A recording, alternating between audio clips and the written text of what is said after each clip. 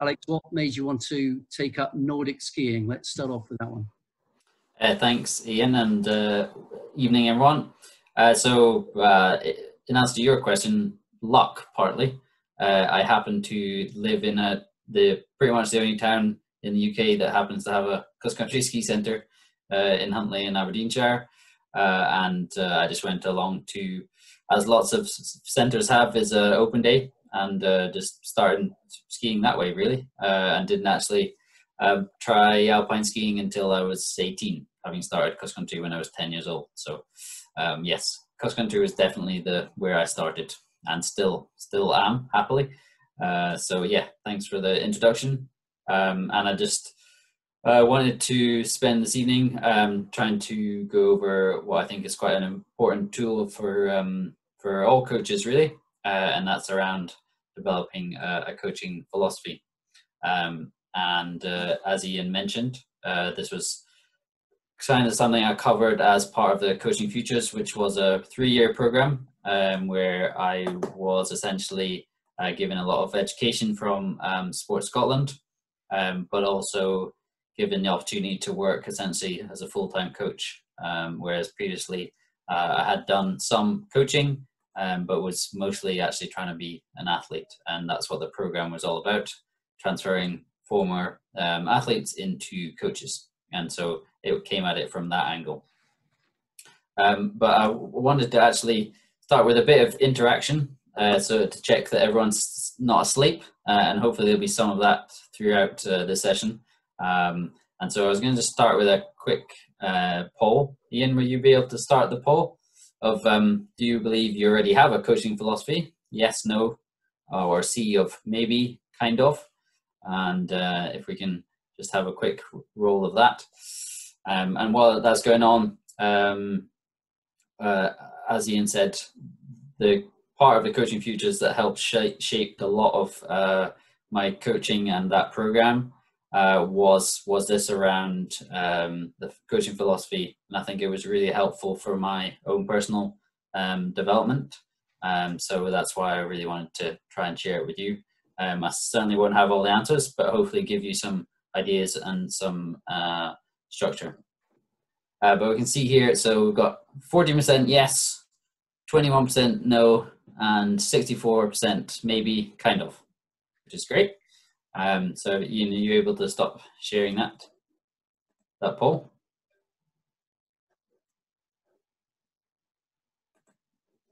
Okay. Sorry. So firstly, just start with saying that I'm only going to present my own view, and so there is no one way to coach. And I think that's borne out in hopefully some of your experiences so far if you're already coaches. And this is just borne out of my own experiences and sport and life in general. That doesn't make it right or 100% right for you. And that's where you need to discover what's right for you. The only thing I would say is that I've found certainly that the best coaches are usually the ones that are the most authentic and coach in the way that works best for them and whoever they're coaching. And I think that's really important. As you can see, there's 2 coaches on the slide, and they're both coaching, but currently coaching in slightly different ways. And so there's no right and wrong in my eyes of a way to coach. So just try and bear that in mind. And to hopefully highlight this, we're just going to do a quick look. You may have seen this before, but this is one of these optical illusion photos.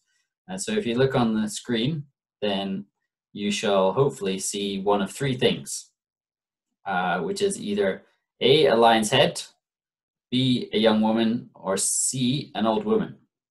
Ian, are you able to launch that poll?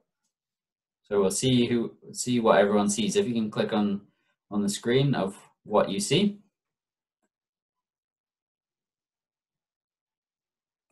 So we got, I think, almost everyone voted. This will be interesting because I ran this with you earlier, Ian, didn't I?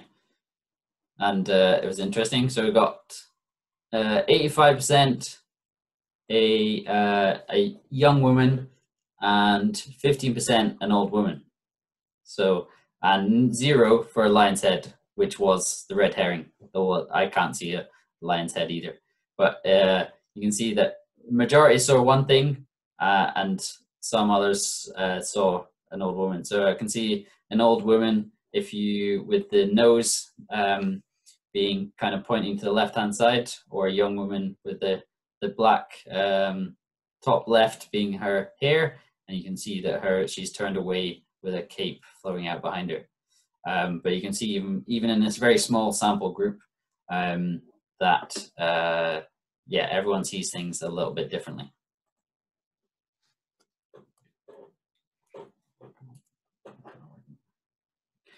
So for me, why is coaching philosophy important? Well, I strongly believe you have something, if you have thought through something such as your coaching philosophy, it really helps guide your coaching approach. It also helps inform your decision making. It increases your consistency of coaching.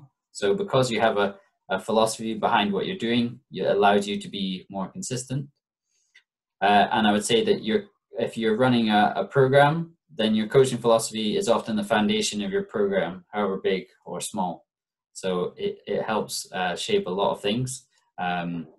Whether you've thought about it or not, there's probably some of you said maybe, kind of, and I think there are probably some thoughts you already have and maybe haven't completely shaped them. So that's kind of the aim of tonight, even if I certainly won't have all the answers for you. Come on. So I'd like you to have a little think, as I got you to interact with the poll. I want you to have a little think about who are the coaches that you like and respect the most, whether that's you've worked with them, whether you've seen them in action, or respect them for what you know about their coaching. What is it about them or their coaching that really makes them spring to mind? This is a really important part of understanding how you want to see yourself as a coach. So if you can identify a couple of coaches that you really respect and think about why this is. Is there any volunteers that would like to share any two coaches or a coach that they know and respect, and why they sprang to mind? If not, that's absolutely fine. But is there anyone in the call who would like to share that? Ian, do you know of any what coaches sprang to mind when I asked that question? Alex Standen and Ewan Baxter. And Ewan Baxter. I see. Well, I probably shouldn't ask about myself. So why Ewan Baxter? I think it's his style with people. Style with people. Yeah. So that's maybe something key for you if you're looking to do more coaching that may help have shaped your coaching philosophy. I have a roller derby coach, and there's two coaches, and one of them is really goes with the flow of what's happening. Like, they don't have a set plan, and they just kind of develop as we go, which I quite like. But then there's another coach that just drills over and over and over, and I really like that as well. So it's two very different coaches, two very different ways of doing it, but I like them both. Yeah, and that kind of highlights what I was saying at the start, that there's no right way to coach. So you're saying that they have very different approaches, but still hopefully you seem to both enjoy their coaching for different reasons. And that's probably a great example. So thanks for that. And that's what I'm trying to highlight, is that you need to find the right way for you as personally as a coach, rather than necessarily being boxed into one thing or the other because people have told you to, or you've read it somewhere. You need to discover what is right for you.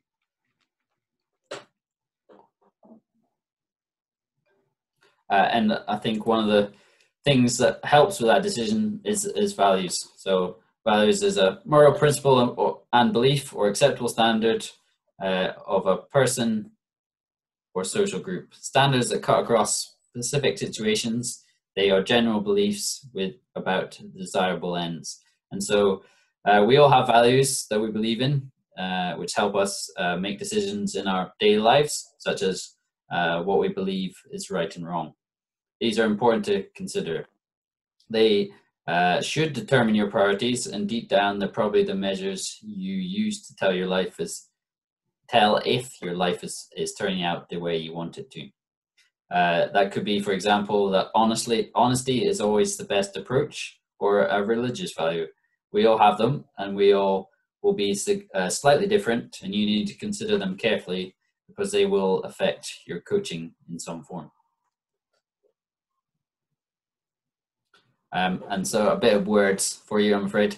So this is just a definition of what one of the people who presented to us on this Coaching Futures that I talked about, Dr. Justine Allen. She defined a coaching philosophy as a reflection of the way in which our values about human beings, sport, and coaching are translated into a coherent set of principles or guidelines. These represent our intentions about the implementation of the coaching process and what should be emphasized within it. The coaching philosophy says something about you. It can be used as a framework for our coaching behaviors. We can therefore evaluate our practice against our declared intentions. I hope that made sense. There we go. So is there any questions on that so far? None in the chat, Ian? Nope, none in the chat. Okay, fantastic. In that case, I'll just carry on.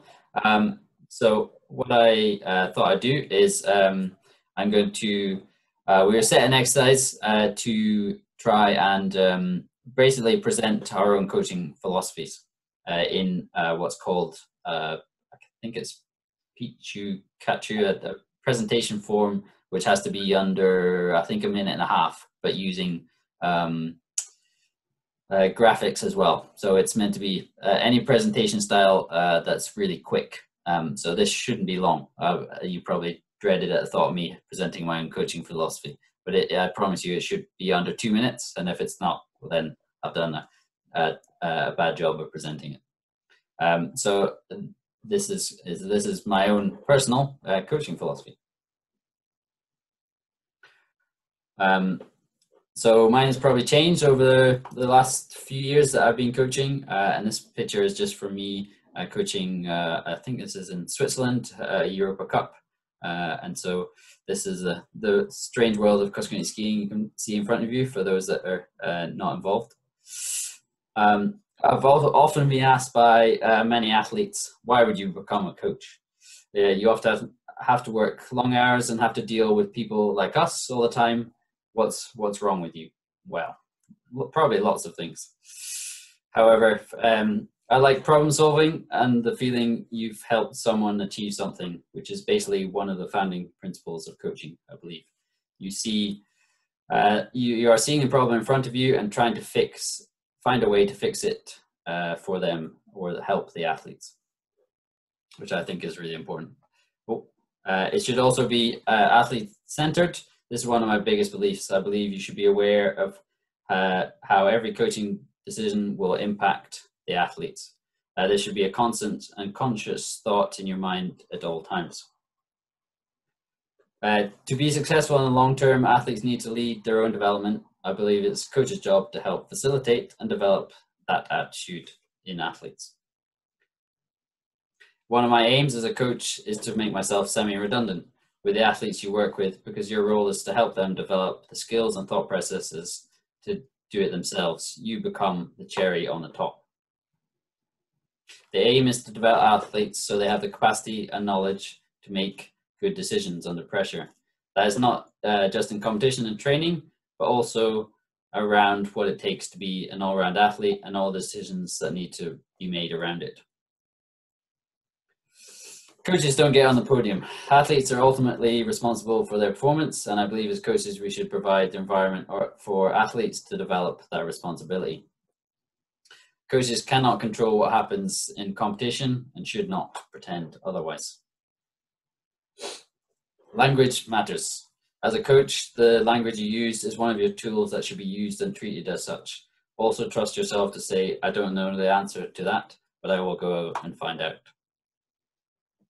It's just banter. A coach's behavior matters and must be professional at all times. It doesn't matter how much banter there is going on, you must remember your responsibilities as a coach.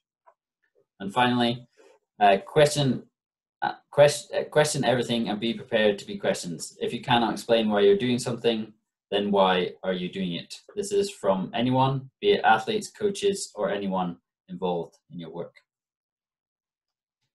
So that's, hopefully that was under 2 minutes. I wasn't counting, but hopefully that was under 2 minutes. And that was just a way I've tried to frame what I think is my coaching philosophy, and hopefully gives you an idea of what we're kind of aiming to kind of develop as that coach's philosophy. And as I said previously, everyone's will be pretty different. So we need to bear that in mind. Is there any questions from that? I don't think there's any in the chat. Oh, there is one in the chat, is there? Or no? Nope, none in the chat. Okay. Would anyone like to question my coaching philosophy, or if there's any rights and wrongs in there that you believe?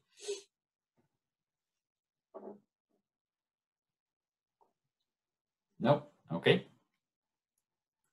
So now that you've seen mine, I'd like to get you guys to have a bit of a think as well. So the first thing you need to consider is why do you personally coach? It's not always that glamorous, especially in the depths of Scottish winter, and the majority of our workforce are volunteers. So there's got to be a whole range of reasons behind that. Is it because it could be you want to give back to the sport that you love? Do you really just enjoy it? Some people, it's because my kids do the sport, so I ended up being wanting to coach, and that's how I got into it, and really believe that's important. So that's the first thing to consider. Well, why are you coaching? And that should help shape that first bit of your philosophy. And then thinking to what are your core values. So what's as we talked about what a value is, what's really important to you personally. So that might be around having a value on time. So because you're giving up your time to do this, that might be a value to you that is non-negotiable, because from your point of view, if you're giving up your precious time, then others should also be considerate enough to be there on time, etc. So that might be one of yours. Or it could be around fun. So yours could be maybe around that fun has to be at the heart of everything that you do in your coaching, your sessions, your decision making. Everything should be about ensuring that it's fun. So again, that's linked to that final part about what do those values look like in practice. So when you are coaching, how do those values stack up? So for the time one, for example, then you would potentially be fairly harsh on people who don't stick to that value. So that value of time, you may see that as something you really need to come down hard on, or that perhaps fun. So maybe all your sessions are basically just all games. So maybe that is something that's because that's your value. That's what that would look like in practice. So I'd just like you to take a bit of time considering those three things, and if people are happy to share, either maybe that first one is probably the easiest for everyone to share if they're prepared to do so, about why you're coaching, and that and how that maybe will shape both your coaching philosophy. So if it's okay, Ian, we'll just give people a few minutes of just thinking time, if that's okay.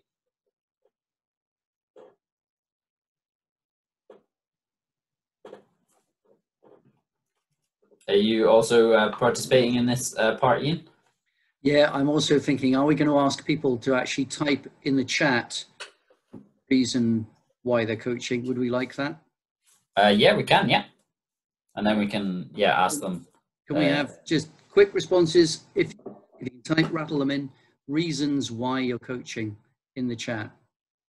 Let's see if we can get 10 answers.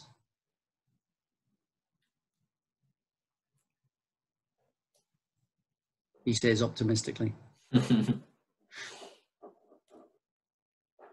Depends how fast people can type. Or if they're doing anything else alongside it.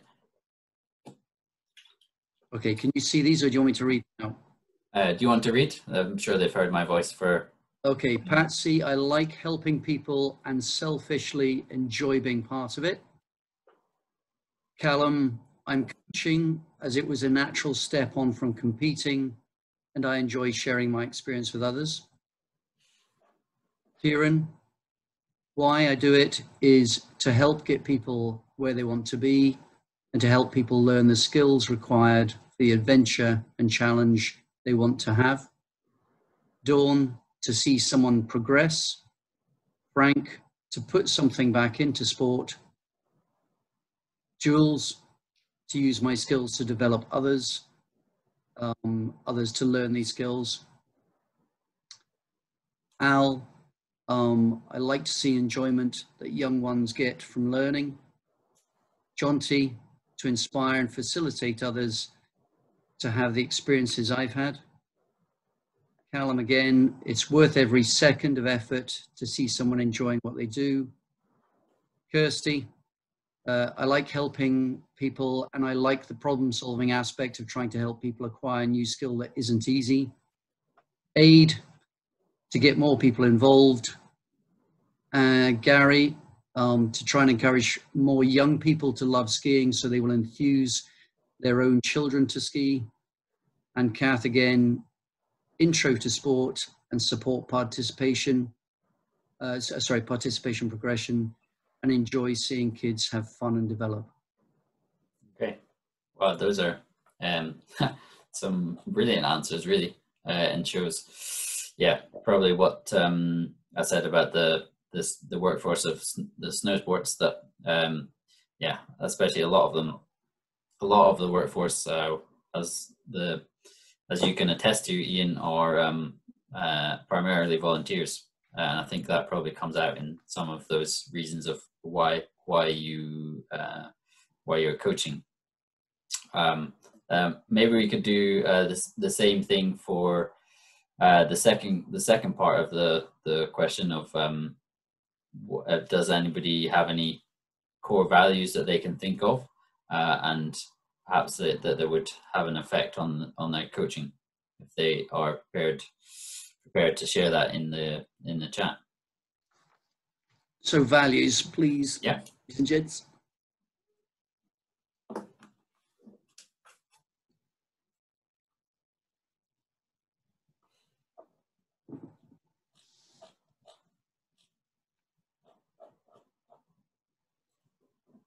This is probably a trickier question.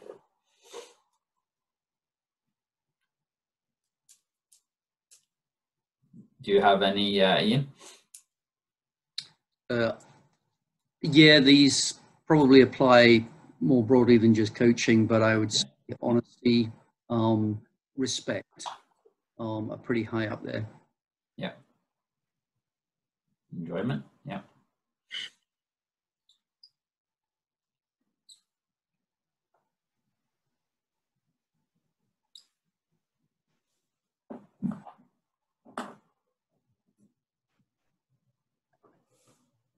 So life experience and resilience, inclusivity. I think it makes my coaching a bit difficult sometimes as I get many different folk in sessions and it's hard to make sure they're all included and having fun. Enthusiasm, I'm learning too. Enjoyment and being a listener, that was from Aid. From Barb, we've got integrity and inclusivity. From Kirsty, I think it's important to treat people with empathy and understanding. You don't know what challenges they face or what they've overcome to be there. Yep. Yeah, so these are all, yeah, they are all personal to you, and that's the point. So going back to some of the original points in terms of everyone is different, and so everyone will also have their own core values, and that's exactly how it should be, because you're trying to develop yourself as an individual coach, not necessarily as anyone else. So you need to decide and understand what's important to you, and therefore how that then links to you as a coach as well. And so that will definitely affect that decision making part of your coaching. So we I think we had some around the what was the last ones around the or yours, Ian, around the honesty and respect. Respect, yeah. We've also got now respect and enthusiasm. And then from Julian or Jules, good engagement, participation, and happy to learn. And then from Roger, everyone gets some time spent on them. Oh, yep. So yeah, and so these are all things that we only had a couple that at the start that said they thought they had a coaching philosophy. So I wonder if we could share that original poll again, Ian, in terms of at the start, how many people have changed their mind around whether they already think they have that coaching philosophy, having talked about this and seen mine be presented in that way. There we go.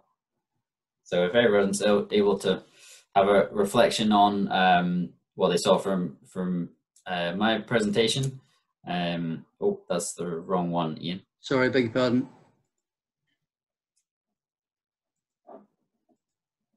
Pretty good. Go to poll 1. Yep.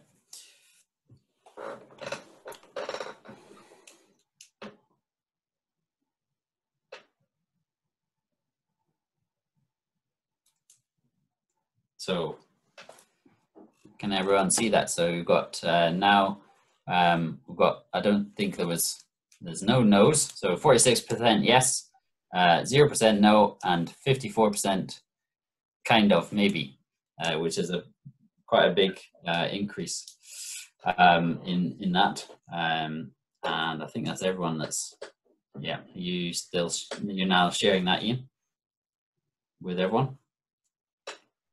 Yep.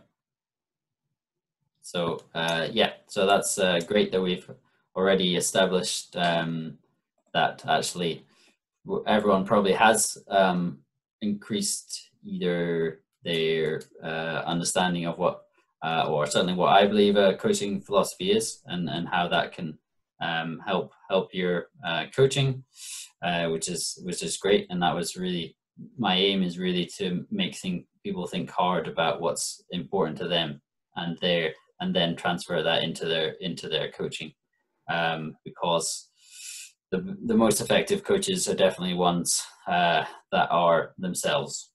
And so there is the old saying of fake it till you make it, but I think actually being true to what's actually important to you and sharing that with whoever you're working with is far more valuable and important in the long term. And either athletes or participants, whatever level that is at, then they will buy into that a hell of a lot more because it's really hard to always fake it. And so if you are more authentic in yourself, that's far easier, both for you in any coaching environment, but also people can see through lots of things, especially kids. I've tended to find that kids can see straight through a lot of things. And so they are really impacted by the fact that you're being you, whether that's enthusiastic, whether that's being fun, whether that's making sure everything always runs on time, whether that's being organized. These are all things that are either important to you and translate into your coaching setting, whatever that is, or your program, whether that's a club. So clubs will probably have their own philosophy of some kind, and the coaches that are working within it. And it's just probably I'd really advise, if it is a club, to get the club members or those running the club to really understand what it is that's driving them to do what you're doing. And if you can have that out in the open, you probably have a far more productive working relationship than if you don't. And it's the same for coaches. We don't all have to. You can certainly work with coaches that don't have a philosophy anywhere near yours, and I've certainly done that, and it does have challenges. However, it's a lot easier if you at least share what your philosophies behind doing certain things are, and then at least you understand, and then you can have discussions in a far more productive manner, understanding where they're coming from, rather than it being, no, this is the way I always do it, and there's no other way to do it. At least then you'll begin to build some understanding. I think we'll maybe just stop sharing those results there. Close that. And so this is actually my final slide, but what I would encourage everyone to do is to take the time to actually write down what they think their coaching philosophy is, if they are indeed a coach or just starting out. This is one of the things, as I said at the start, as a young, fairly inexperienced coach, that having a philosophy to guide me through some of the steps that I was trying to make as a coach was really pretty powerful, because I knew this is how I wanted to begin to coach athletes. Whether I was any good at it is a different question, but this is how I wanted to be able to do it, and this was a kind of framework to make decisions around how I was going to coach them, and that gave me a lot more confidence in the decisions that I made, rather than trying to I guess swim around in there is infinite knowledge and ways to do things, and this really helped frame what I thought was the most important and to allow me to decide, because as I said, there's so many different ways you can do things, and this really just helps make those decisions easier and for you to be able to live with them as well. I think especially if you're dealing with athletes, you can make decisions that aren't necessarily that easy to make. So I'd say take some time to do that, and then continue to reflect on it and evolve. And either things in your life or your coaching scenario experiences will continue to shape it, and it will change. I would say that we all evolve as we experience life in different forms or different ways, and so I would say that it's probably going to change, but at least if you have a starting point, you can then begin to build on it and change it where needed. But that was all I was going to really cover, Ian. If there's, I'm happy to take as many questions on this or on anything else, coaching or cross-country skiing. Probably not very able to answer on the other disciplines. Okay, has anyone got some questions for Alex at all, either on the content tonight or anything else? Indeed, if you're an alpine coach, just want to pick on some cross-references with Nordic at all. Feel free to unmute this point if you want to ask anything.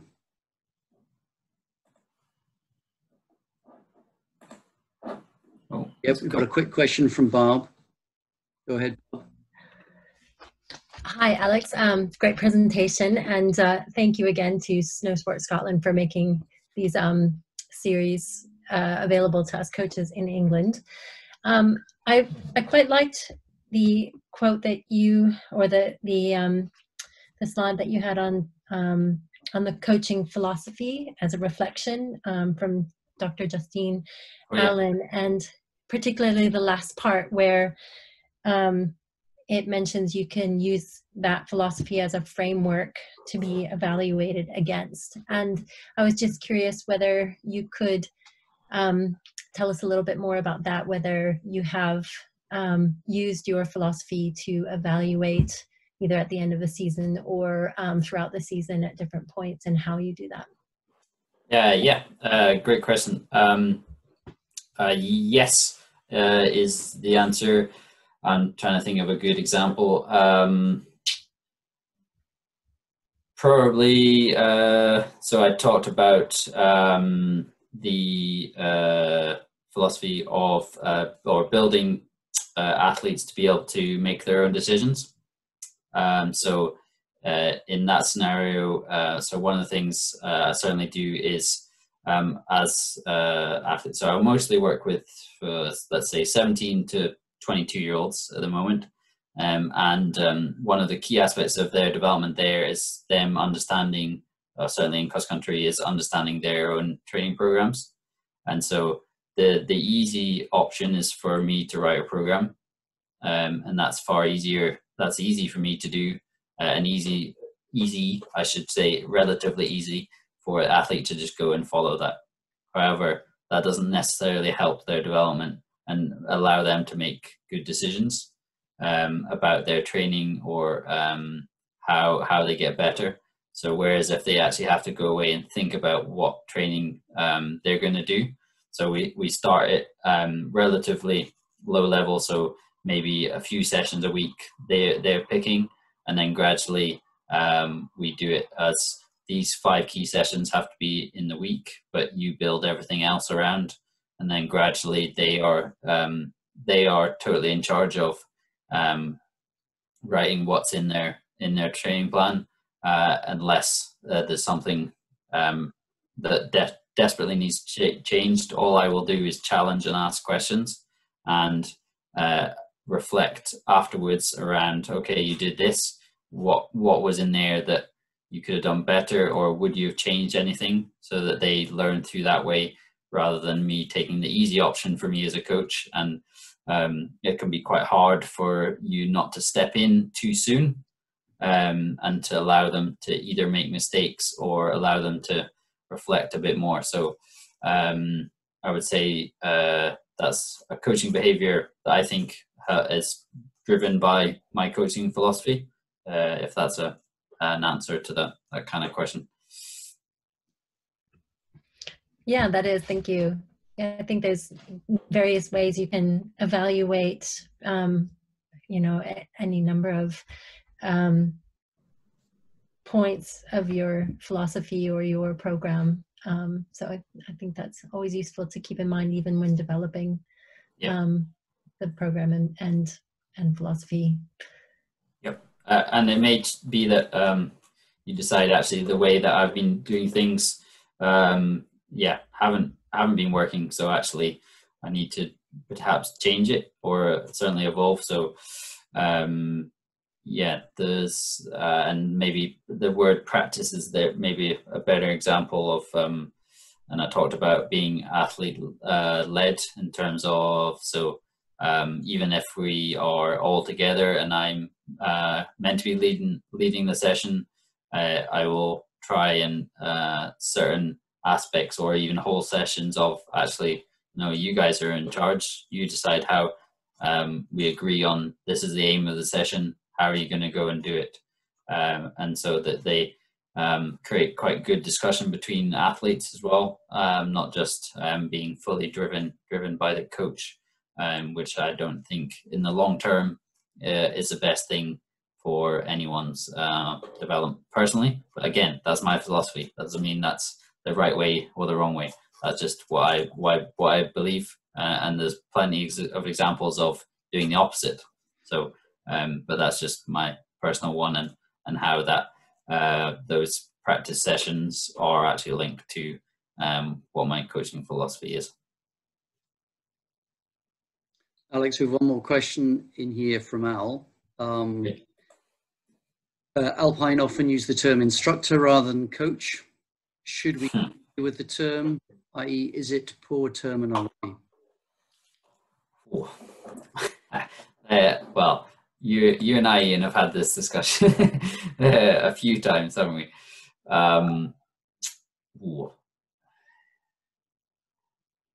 I mean, instructor is primarily, I would say, used in outdoor sports scenario. It's not used in, correct me if I'm wrong, Ian, but it's not really used in any other space, is it? The word instructor. It's used in a number of spaces, but yeah, you're right. It's certainly used in an outdoor space, yes. Yeah, it's certainly used in an outdoor space, and it depends what you're doing. So I would class instructing as telling. So you are telling someone this is what you will do, and this is how you would do it, potentially, in its most basic form. And so we don't actually, in the current cross-country scheme, we don't actually use the word instructor. We only have a coaching scheme. That's partly for a couple of reasons, partly for the numbers involved, especially to start with, but also, as you say, it's not necessarily the most useful, and I think can limit people's ability to learn and develop as people that are given experience in snow sport, whichever that one is. So I think sometimes the word instructor can have some negative connotations. I don't know if you have an opinion on that too, Ian. Yeah, no, I think your answer's fine and good. I think there are many people who have an interpretation of the word instructor, and for a number of people, they would suggest, exactly as you have said, that perhaps it's associated with delivering a syllabus in perhaps a slightly more structured way than a coach might approach things. That's a very, very broad and sweeping statement, and I don't think necessarily applies to everyone, but it's an interpretation. Got another comment here from Gary. Instructor is short-term working relationship with a person to impart skills, essentially. Coaching, a longer-term relationship that works more holistically with an individual. And yep, no, that's a sound opinion and view, Gary. I think that's well supported, and indeed Al comes back and agrees with that. Yeah. Aid, does your philosophy change from person to person within a group, or is it a constant throughout? I would say the philosophy is I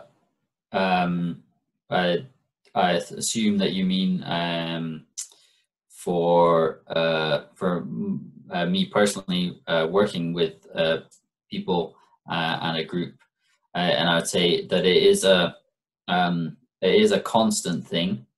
However, how that looks in practice may be slightly different.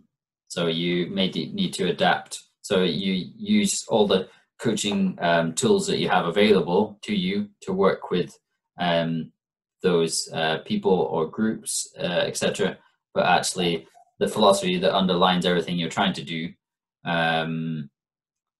should ideally stay the same. And that's how you can, as I think I laid out at the start, that allows you to be a more consistent coach. So if a person or someone you're working with knows that you're going to be that consistent person and make decisions with these kind of rationales, then I think that relationship can be a lot stronger. Whereas if you can be erratic in your thoughts or how you make decisions, I think that can lead to breakdown of that relationship. Yeah, my own view would be that the philosophy stays the same, but that how you interact or use coaching tools would perhaps change. And from Gary, APC, does your personal philosophy change as you get over time and possibly become wiser? Well, Gary, I'll let you know when I get old, but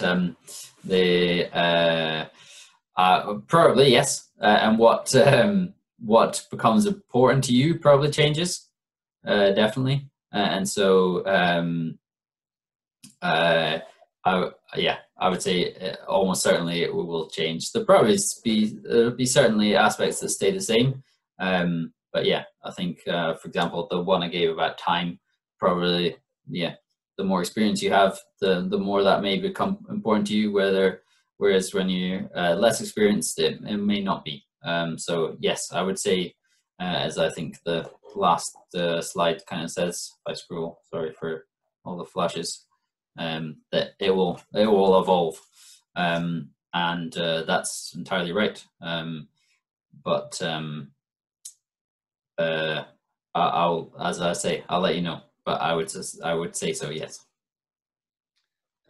James brings in the same thread before about coaches and instructors, and a bit of a difference there, that working with in a ski school with groups for maybe 2, 4, 6 hours a day, you tend to instruct initially, but end up coaching once the relationship is built with the group. Would you agree? Yes, and that's partly to do with their also understanding of what you're doing, and it takes time for that relationship to build. So some of the aspects I talked about in terms of the coaching philosophy, for example, if you had never worked with anybody and day one turned up and basically said, I'm not doing anything, you're leading everything, then that may not necessarily go down that well. So you may need to build up to that and that's that understanding of okay, let's take a small bit of a time that this group may lead, if that's your philosophy, and so it's understanding that you don't have to do everything all at once, and so you need to build up to things and have those conversations to build that relationship. So yes, I would agree, and also they get used to you. So if you're doing a ski school, the first 2 hours you're certainly probably just barely breaking the ice of that relationship, and so certain you will be perhaps more limited of what you can influence, I would say. Okay, I don't know if you can see the comments, Alex, but your age has now been removed from that previous comment, and your experience replaces that. So mentioning her philosophies have altered as she's got older, but finally at the bottom, has your approach been challenged to the point where you've questioned it yourself? Yes. Yep, I would say so. And I would say this has probably been, it's probably more challenging in that performance space where it is results driven, and so I would say some of my philosophy there has certainly been challenged both by myself and others, in that in it being questioned whether it is the best way to get results for athletes, especially in the short term. So for example, I'm trying to think of a good example. Because some of the athlete-led parts don't necessarily have quick results. They're more about a longer term gain. And so if you say, for example, an athlete needs to, qualify for a championships, for example, then that's where it can become challenged, because potentially the best way for them in the short term to, for example, qualify for that championship or event is perhaps to tell them exactly what to do. However, in the championship next time and the next one after that, if they haven't learned from what they have done previously, because you haven't given them the space to do so, then have you actually achieve the best result. And so those are some of the scenarios, I guess, that certainly has been challenged. Yeah, I've certainly questioned myself around, actually, is this the best way to do things? But I go back to being authentic and the values you stand for. And so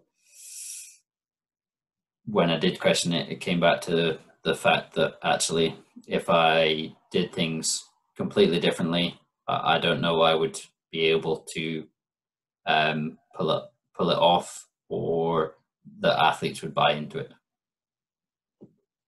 That answers that. Question from Gary. Alex, can coaching philosophy trump coaching ethics? Define Trump coaching ethics, Gary. Gary, can you unmute and just give us some clarity on? Can you hear me? I can, Gary. Yeah. I suppose the ethics are the kind of, I suppose, your moral rules about how you go about delivering your coaching. You know, we've come across circumstances or situations where you want to push an athlete on and to get them to that top point, that win, that goal, but maybe your philosophy differs from that, in that you're a more easygoing person about how you run your life in coaching. But pressures from committees or parents or sponsors might compromise that. And I just wondered whether you've come into that, and how you try to balance that, and if you can balance that. Yeah, that's a great question.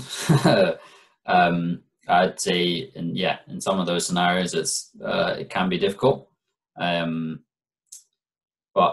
I go back to, in some ways, the previous answer.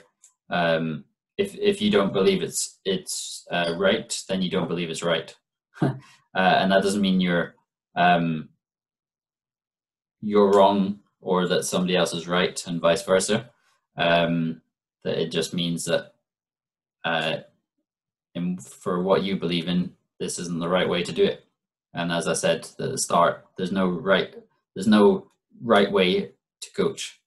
So if you believe this is the right way to coach, then as long as it's within the governing framework of etc. welfare, as long as that is covered, there's no right or wrong way, and you need to try and get the best out of all your coaching skills and experience, and get the best. If you're using the example of the athlete, your job is to get the best out of the athlete and develop them.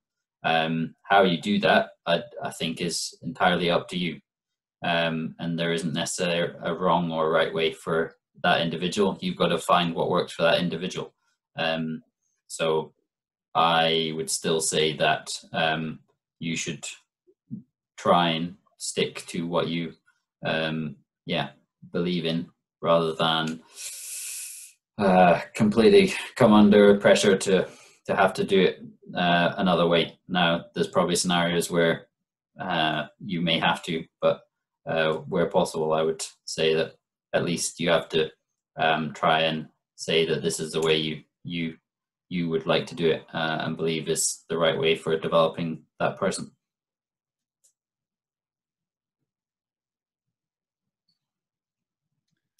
Man, these are some hard questions, aren't they, Ian, at the end? No, all good. Right, okay, everybody, have we got any more questions for Alex? Anything else at all anyone like to raise at this point? Okay, well, Alex, thank you very much for giving your time tonight. I hope everyone's found that really useful. This is our final session, and that was a really interesting and insightful look into certainly what you've got as a philosophy, and hopefully prompt some others to give it some thought as well.